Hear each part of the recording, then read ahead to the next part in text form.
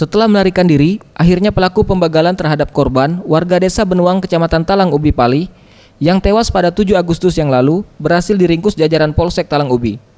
US diringkus di persembunyiannya di desa Sungai Ibul tanpa ada perlawanan. Menurut pengakuan tersangka US, bersama satu rekannya yang saat ini masih buron, mereka menghadang laju kendaraan korban yang pada saat itu, korban bersama istrinya. Lalu menodongkan senjata api rakitan ke tubuh korban dan meminta korban menyerahkan sepeda motornya. Namun pada saat kejadian, korban mencoba melakukan perlawanan hingga pada akhirnya tersangka langsung menembak korban hingga tewas di tempat kejadian.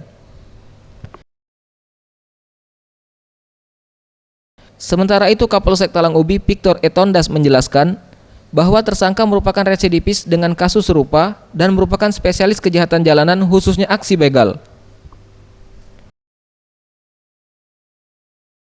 Kita lihat memang pelaku ini residivis 365 juga. Diduga ada masih satu orang lagi pelaku yang masih kita lakukan penyelidikan. Untuk ancaman hukuman 15 tahun pasal 365 KUHP.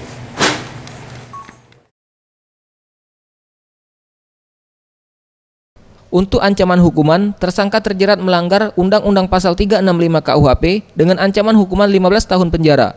Tim Liputan, Sriwijaya TV.